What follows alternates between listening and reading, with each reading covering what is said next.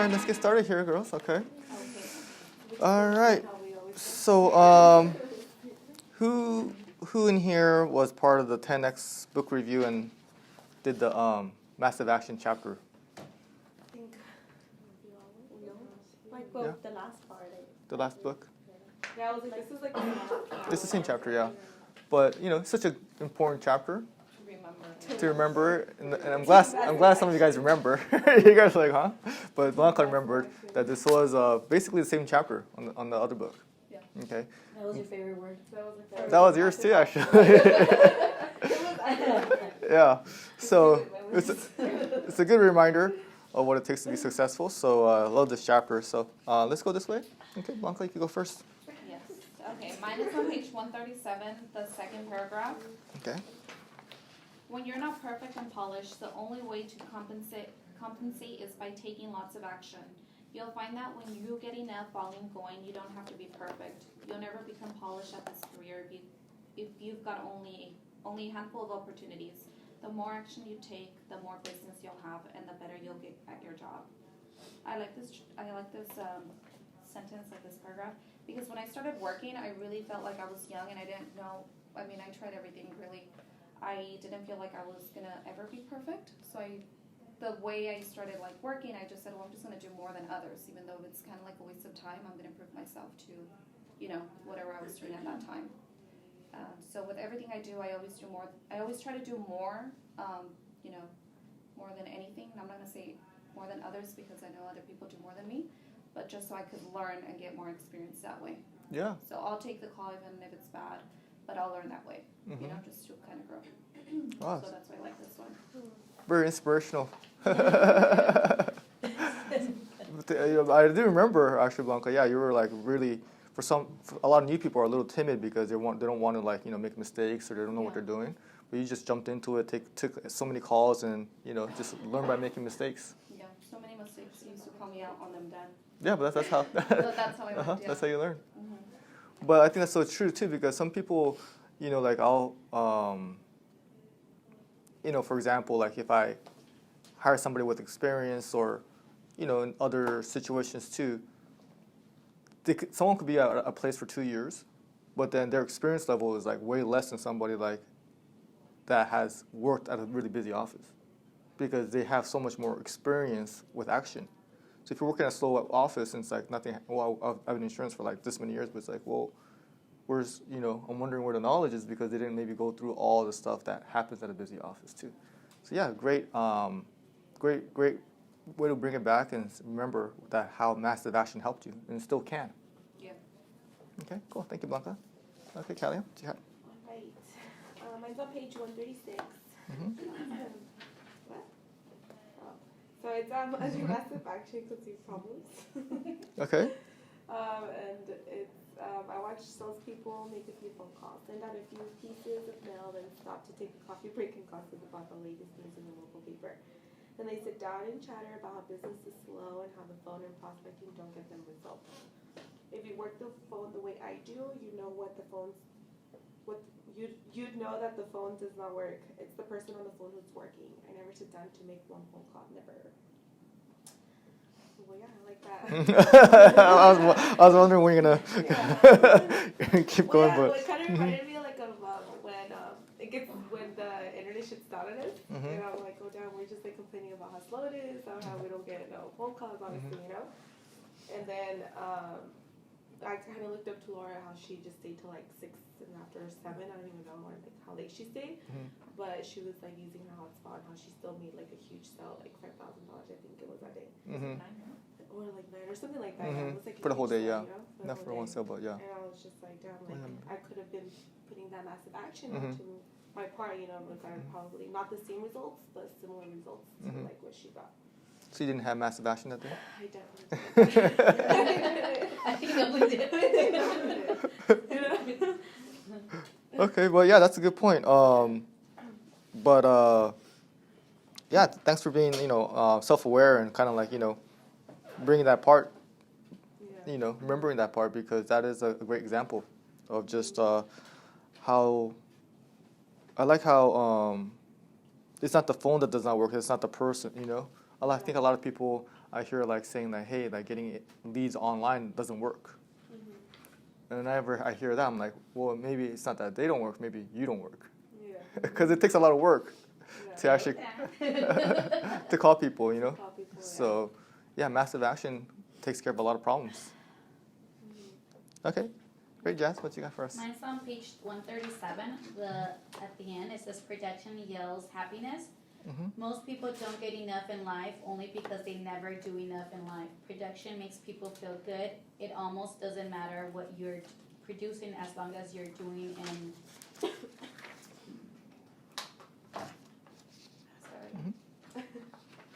and producing something constructive. Decide to produce something and produce it in massive quantities, and you will win in life. Projection results in happiness. This is a basic truth in every religion, economy, and ethnic group of this planet. And I like what says people feel better when they are producing, and the other projection they generate, the better they will feel. Well, I mean, I just like that part because when I actually produce, meaning that I sell deals or I'm doing something good, I feel good about myself. Other than when I come to work and for 2 days I don't sell, I feel a waste of time. I feel negative. I feel like I need to look for a new job. I feel annoyed. I just feel really bad, you know. And when I actually come and work and do good and I'm calling and I feel like, oh my God, I did good today, I feel happy. Yeah, it's like a confidence booster, right? You feel good Yeah. about yourself, and you don't kind of feel like a Like, what the loser hell? sometimes. Yeah. That could happen. So that's why I like that part. Yeah. And it's just not at work, but in other different places in life, you know, like it says there, like I guess people in their religion or whatever they're doing, if they feel like they're doing something good with themselves or helping people or stuff, they feel good about themselves. So, What are some things for you guys that you guys maybe do outside of work that makes you feel good? Once you did it. Exercise. Okay, yeah. That's a good one. You feel good after that, right? just being productive, I think, in my kind of thing, like, you know, cleaning my house, going to the gym, taking care of my daughter, feeding, making lunch to come to work, waking up early, all those things just makes me feel like, Accomplished. Yeah. like I'm doing it well. Right. So sometimes I think this is a really I'm really glad you pointed this one out. Production makes people feel good, you know, and obviously, you know, when you're in sales, there's a big money component in it. You know, if you sell better, you make more money. And that's a big part of it. But in just general, sometimes I almost feel like, is that more important? Which is more important? Actually, like I actually feel good at the end of the day when I get a lot of work done, or if I like, you know, am accomplish things, or just producing a lot of like, you know, activity. Like that's just like a lifestyle that I actually just enjoy, and the money is just kind of like the bonus almost to me. So. That's one of the key lines of this whole book. I say production makes people happy, and I really believe in that. When people don't have production, that's when they're going into social media, leaving like bad comments and stuff like that, because they just have so much time on their life and they're not being productive. So they're angry and unhappy and just like trying to like, you know, slow down people that are productive. So being productive is just such a key in happiness that I just want to share. That's okay. Share with you guys, you know, how I really feel about it. So thank you, Jazz. Great line there. Okay, Laura. Well, I have picked the same one as Jazz. Okay. And I like, well, I have another one too, but where it says that money may not make people happy, but production will. So I like that. And then on page 137, where it says, never worry about the wrong things. If you do, you won't ever get what you want. Doing too much will never fail you, but doing too little always will. And then at the bottom of that same section where it says no one will pay you for it says wake up. It takes massive action, not polish, to get what you want in life. No one will pay you for what you know. They'll pay you for what you do. So just kind of like you can be like the smartest person or the most talented person, but if you don't do anything with that, it's not going to take you anywhere. You know, that's wasted talent. Right. Like for you, Laura, like, you know so much about like commercial insurance and like, you know, life insurance and like, you know so much now, right? Yeah. But what's the key? Actually working. Yeah. Yeah. If I don't try to get it, I'm not going to get it. Right. So I think that's a good line too. So sometimes, you know, when you know so much, you think that's enough, but it's not. People aren't going to pay you for that. people are going to pay for what you do. So I think that's a great line too.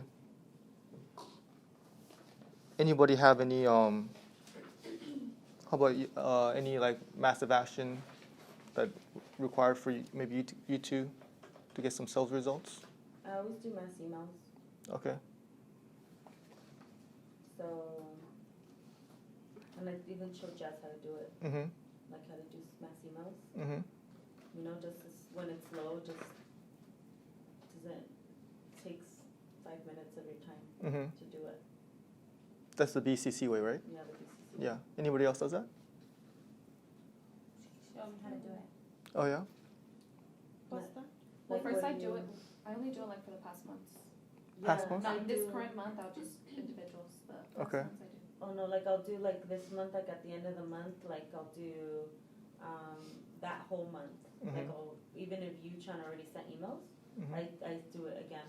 Mm-hmm. And then, I mean, it's like about probably like one or two, but Mhm. I mean. One or it two only more took- sales. It only took like Mm-hmm. 2 minutes. 2 minutes of my time to Mhm. do it.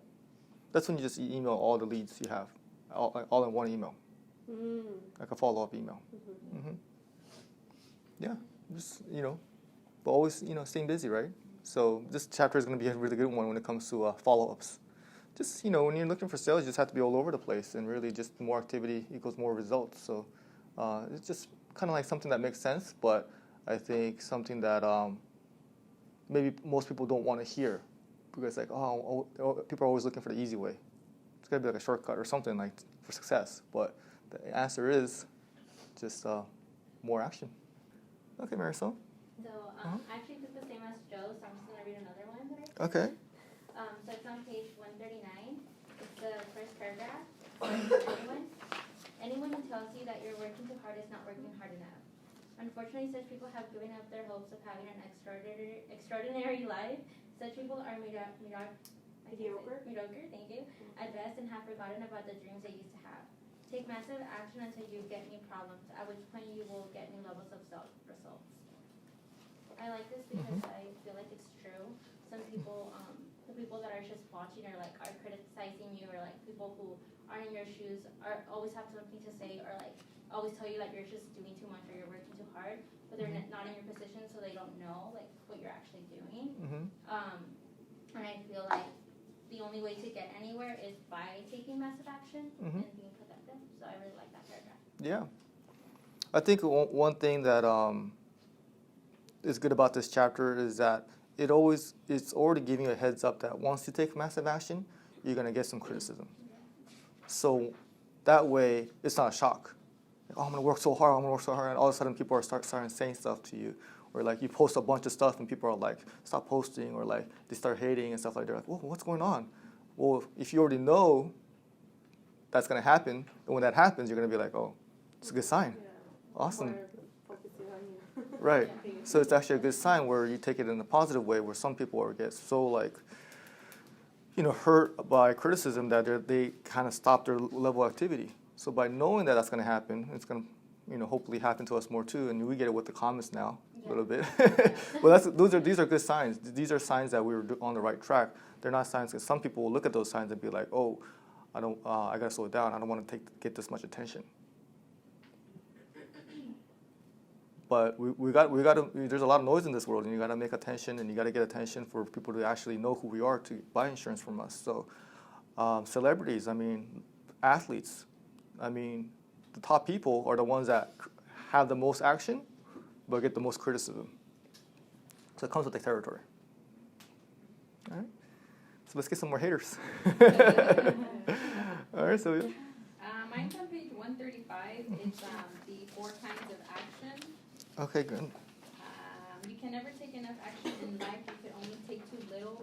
Too much action will never get you in trouble. In fact, taking action is the way to get out of trouble. The only time action will cause you trouble is when there isn't any, or when there's not enough of it. It's been said that there's 3 kinds of action in life. Number 1, the right action. Number 2, the wrong action. Number 3, no action, which will always result in nothing. And in my world, there's 4th kind of action, massive action. That's the one I live by. So I really like this one. I mean, the whole chapter is just about taking massive amounts of action, but I like this little section right here because it's just a reassurance that if you don't do anything or if you don't like plant those good seeds, you're not gonna, you're not gonna, is it reap? You're not gonna reap them later, you know. So just being careful with what you plant so that you can have, I guess, good flowers at the end of the day. Because I wasn't always the type of person that took action. In fact, I kind of wanted the easy way out until I learned that you need to take massive amounts of actions to get to where you want to be. Yeah, well said. The flower. Paint us a picture out like that. Anybody want to give us a story of any time massive action helped? I mean, it doesn't have to be with work too, but. I think mine, when I started here, like you seen, like I had like car problems all the time. Like my car was like broke down the second day of my work that I started here. And then like I borrowed my dad's car, and then that battery went out the next day. Like it was for like the first week. So I felt like I need to prove to myself that I can do it by myself. So like I worked hard to the point where I was able to like get my own car and get my own place. Maddie was 10 months old. 10 months old. Yeah. Stressful time there. Economy was really bad. So yeah, massive action. Came to work every day, and just learn as fast as you can, and got good as fast as you can too. Because we were talking about it earlier before you joined us, Laura. That Blanco was giving us an example too. That in the beginning, that's how you learn, is by doing a lot. By doing so much that's how you learn. Because some people could be at a job for a year, another person could be at a job at a year. But depending on how much activity, that one person is actually getting more years of experience than the other person. So it's not really how long you've been at a job. It's like how much you did at a job. That gives you experience. So I remember that. It was busy. Yeah. We were a little understaffed. Attendance issues. So yeah, we went through that time, difficult time. But that massive action is something that's paying off. I think some of us could maybe share like some fitness journeys too. That's a massive action thing right there. Constantly on your mind what to eat, when to work out, and just when you think of action, physical action is actually an important part of your well-being. And what Callie has said, being productive, working out makes you productive. It's proven. It makes you happier. So yeah, things like that. Anybody else? I'll share. When I first started working here, I was really timid to get on the phones, even though I've done it before. But I let the fear of like, oh my gosh, I don't know anything about insurance. What if I mess up? Or what if this client gets mad at me? So at first I was really timid to answer the phone. So I remember like my third day, I went home and I'm like, you know what? You need to stop being afraid of answering that phone. I mean, that phone's never going to go away. You just got to do it. So the faster that you start picking up calls, the faster you learn, and the faster that you can retain that information. So I took massive amounts of action, at least it felt like it to me, and started taking more calls, started being in those situations where I didn't know what I was doing, and then just learning from them, and kind of like just being in the hot seat and just being forced to deal with it. Just deal with it. Like no one's gonna come out and save you. Nobody's gonna be like, okay, it's okay, I'll do it for you. Like I have to do it. So that helped me to learn even faster. So I feel like I'm doing pretty good as far as understanding how the system works and how to explain to clients how to best the system. So, yeah, that's a great sign. But that's how you learn, by making mistakes too. Yeah. And I've had people that came and they were so timid on answering the phone call. It was just like, so it's not early on. I kind of I wouldn't really talk. But yeah, good story, Sylvia. Thank you for sharing that. Okay. So yeah, the beginning. A lot of times we remember the beginning when it takes the massive action, but the key is to just keep it going, and make it a lifestyle, make it something that's like a natural, like muscle memory. Like that's just like how you operate, the speed you operate, and it could be something that continually can improve. Now I look at it like I have, like one day I pretend like I try to do what I used to do in one day, 2 days in one day. I pretend it's like there's 2 days in one day. So if I'm doing double work of what someone else is doing, I feel like I could get somewhere twice as fast, right? So I feel like, okay, 9 to 2 is one day that most people get done before lunch. And then after lunch is like another full day for me.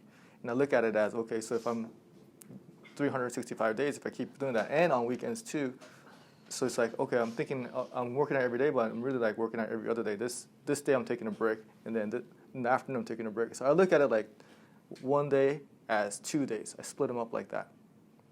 I'm going to do this much in the morning and this much in the afternoon instead of saying I'm going to do this much during the whole day. So I have deadlines like that. And that's kind of like the way I like to think about just breaking out my schedule is by doing more, or by thinking that, hey, I should be able to do what I need to do in half the day, and I have the rest of the time to still do another day's worth of work. So I believe that if I keep on doing that for long periods of time, then there's going to be a big difference. So yeah, just lot more we could always do, I feel. All right, Kathy, how you feeling over there? Good. Mine's on page 138. Okay. Please don't kill me. I was like, should I'm like, 138, it's that little sentence where it says massive action equals big problems. It's the point that you know you're doing enough. I like that little sentence because massive action to me is basically doing more than the average person would do in the similar conditions, similar time. In fact, go further than what anybody typically expects of you. And then equals new problems, and new problems basically what I see in it is you're taking full ownership of your problems and mistakes and failures and doing what you can to rectify them. So even though you have problems, at least you're the one in control and you're the only one that you can do something about it. At least you're out of that way where like no one can tell you where to go or what to do. It's all on you. So that's the good thing of having problems is that it's like your own little bubble. So you can either do it yourself or stay there. So I like that little sentence. Yeah. Great. Wow. Thank you, Kathy, for giving your definition. Yeah, what it means to you. Yeah. What kind of problems can you have when taking massive actions? New problems. more work, or more well, you need to take more action, like. No, what kind of problems? I feel like when you make more money, like you kind of put yourself in a situation where you're like, okay, I can buy more things, or let me take on this payment, or let me take on this. So that's kind of like a problem in itself. Like it makes you want to do more because you know you have to pay for it. Right. Yeah. More money, more problems. Yeah. Yeah. More problems. Exactly. Yeah. Like I you think the have- more money you have, the more discipline you're going to need too. Yeah. That's also a learned skill. My Right. mom always told me that. She's like, even though you hoard your money, you're always going to stay in the same place. You're just, having it there. But if you invest at least, if you don't want to invest in anything else, at least invest in yourself so that it can make you feel better and then you'll produce better. If you're like, if you don't know what to put that money towards, if you don't have any goals, at least you can always put it on yourself and then you grow better as a person and then go from there. So that's something that my mom always told me. She's like, don't keep your money. Like, use it because then it will create more opportunities. Yeah. Spend money, make money. Yeah. Yeah, that's so true. That's so true. So that's good advice. Or using it on something that, helps you in the future, like, buying a house, doing things like that is going to be something that, yeah, massive action is going to create, obviously your life's going to change, things going to change, but how you react to that, like Kathy said, is like what makes a difference because, okay, this happened now, you're going to just adjust and you're going to learn and you're going to get better and better as a person. But the problem is when you're not taking enough action, I think Sylvia's part right there, that's when people get in trouble. I think a lot of people get in trouble because of boredom. Before then, when I used to work at Freeway or like even when I used to work at Mimi's, which was my first job, I used to make pretty good money, but like I would always be like, dang, like I don't have any bills, like I have all this money left over and I didn't make good use of my money. Like I would just overspend on like clothes or overspend on like shoes. Party with Jazz. Party with Jazz every day. we would literally like find out to go out for that day. You know, like we'd make wrong use of our money. And now I think about it and I'm like, I'm so glad that I didn't make the money that I make now before because I would have wasted it. And you see that all the time. You know what I mean? So yeah. I feel like things come to you at the right time as they should because it kind of makes you be more mature, I guess. You know, like it makes you grow up and be like, okay, I have to be responsible with my money, or like don't just wait, like don't spend money that you don't have. You know what I mean? But but it worked out good because that was a learning lesson. Yeah, that's what I'm saying. You know, So it you was have to make those mistakes. Like a learning lesson. Right. But I'm saying like I didn't see it till like once I seen like really what I needed to prioritize my money on. Once I had Maddie. If I didn't have Maddie, I would have probably been spending the same amount of money before. You know, partying, whatever. Yeah. But I think that it put me in like in a situation like sometimes things happen for a reason, like so that you learn that you need to grow up. Yeah, and I think having Maddie also, it kind of, you know, like what Sylvia's line said, you know, people get in trouble when there's not enough action, like from boredom.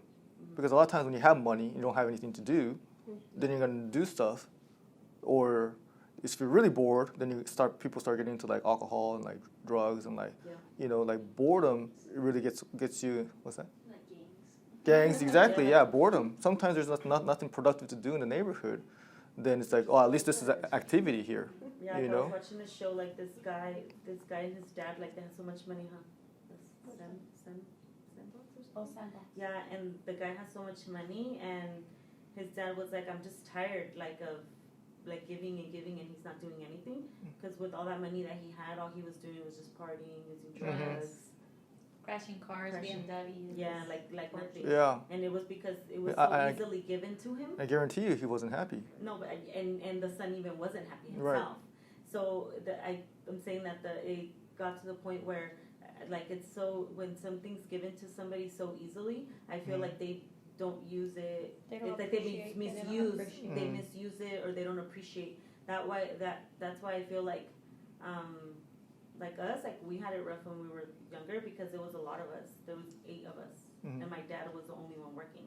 My mom never worked. He never allowed my mom to work because he was so like macho, like Mexican. So he never allowed my mom to work.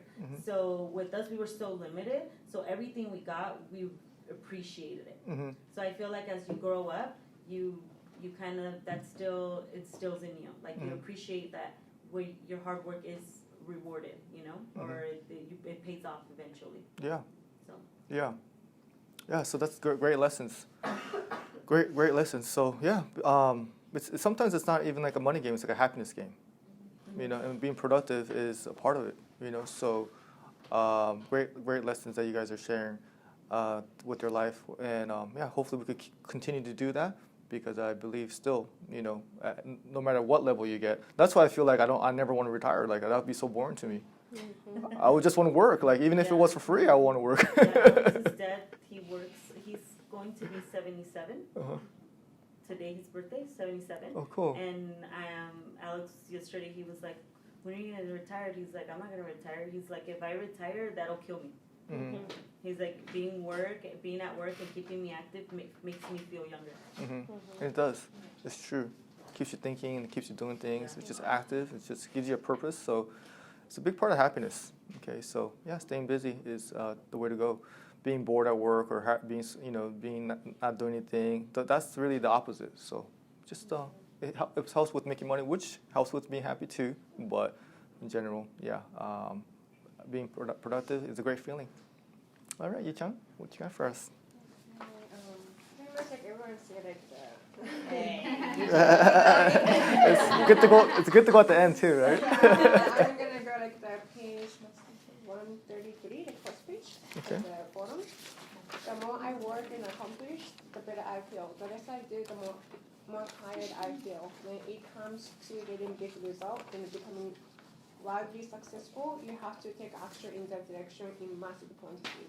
There's no way around it. And I like that part because sometimes like it's so busy, like I have so much stuff to do and I'm kind of stressed out, but like I feel like I work more efficient that time because I know like, I have to get things done and like I kind of feel like priorities. So I feel like it's like a massive action. Like if you have to do so much stuff, like I feel like more efficient and like focus and all that stuff. So after I finish everything, I feel like so good. Like okay, I finished everything I have to do and stuff. So Yeah. That's true. Yeah. That's true. That's true. Feel Because when relieved. it's slow and I you know, feel I tired. feel tired. Like, and I come home and I'm like, Still I'm tired. tired. Like mentally, like drained, And even the though you time weren't busy. Right. And then when it's busy, The time like, goes slow. and then when it's busy, it kind of keeps you on your toes. Like, You're like, 5 already? I'm not even done. yeah, and it's like so focused and stuff. So I think it's good. Yeah, you get kind of in the zone, you know, if you have enough stuff to do. So yeah, is it okay? Your workload? I almost feel like it's too much. No. No, No? that's good. Okay. I like it. I'm so stressed out. She likes it. Yeah, okay, you like it. Okay. Okay. Yeah, you're always busy. So, yeah, I appreciate that. And if you have a team full of people, we talked about being part of a team, right? If everyone doing their part, then it's gonna just like even compound even more. So yeah, having a team full of hardworking people who are taking a lot of action can make a big difference. And even though it takes a long time to accomplish something great, it's still going to take time, but that time's going to be cut shorter if everyone's working on the same page. So if you have income goals or buying a house goals or stuff like that, okay, yeah, you could get it in 20 years, but what you could get in 10 years, that'd be a lot better. So that's where massive action comes into play. You can accomplish your goals faster too. All right, okay, Martha, what do you have? Mine is on page 137, second chapter. When it comes to action, go big, go bold, and then go more. This is the one thing that will guarantee results. Don't deal in small numbers and small actions. Deal in large numbers and massive volume of action. Go massive, no passive. Okay, great. Would you like that one, Martha? Because it pretty much is like I see me on this paragraph because I always put my numbers, what I want to do in my month. So I always have like a little paper what I want to do, and obviously when I see that I'm very close, I increase my numbers to push me more to like push it to the level pretty much. So I like that because my month I put it on in numbers, like how much I want to do today, daily. No, just like the entire month. It's daily by me, and that gonna make me be where I want to be pretty much. So I think that's pretty much. Yeah. How many of you guys write down your goals? I don't write them down, but I know what I want to do a day. To calculate to what I'm going to. I remind myself every day. What do you got? Remind myself every day. Yeah. Where do you put it on your desk, right? Yeah. Where do you write it? I have a magnet. Oh, yeah, man. What about you, Bo? Like it's a sticky note. Sticky note. Okay.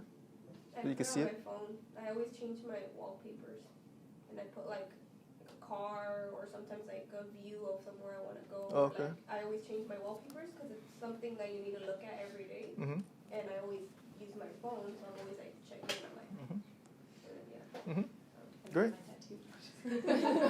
Your tattoo? Just love yourself. Self-love. Self-love. Self-love. Not enough.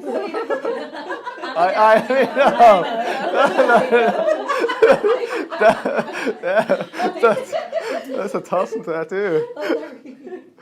Make money, make money. I'm about to buy myself one right here, like. Money. Like scared money don't make money. Scared to go to church. I like that one. But yeah, writing it down is a great way. I think Martha, I see you doing it. What I do is I put it on my phone. I do it daily too. So I put a reminder to write down my goals at 7 a.m. So when I wake up and I write it down on my phone though. So I put like just random stuff, and then when I do it every day, it changes every day. But then I notice the ones I'm writing down every day. Oh, wow, this must be important to me. And some of them fall off. Like, oh, I guess this wasn't like that important to me. you know. So it'd be like this many like employees, or like this many like, you know, revenue, or this many like, you know, square feet in my next office, or like just random stuff, you know. And then sometimes it'll be like, oh, I want to do this, and then it will just change it. It's like Martha said, it's gonna change. And some days I'll put like huge ones, like just for fun. Like I'll put like ridiculous numbers on there and get myself really excited. And then some days it'll be like more like practical, like real short-term goals. Finish this video, or like, you know, stuff like that. So just it's pretty interesting how that has kept me understand like what's really important to me. Okay, so it's something that I really encourage for you guys to do. Just writing it down somewhere. Okay, monthly goals, daily goals, big goals, just writing them down all the time, and that keeps you motivated, because sometimes taking massive action is not easy. Yeah. You know, there's a reason a lot of people don't like work, because it's not easy. So to keep you motivated and keep you hungry and keep you striving, then you kind of have to give yourself a little bit of payoff, something to be happy about, something to look forward to. Hey, thank you so much for watching my videos. If you haven't done so already, please make sure to subscribe, and then stay tuned for more future videos to help you grow your insurance agency. And also comment below and let me know what you think. Until next time, thank you.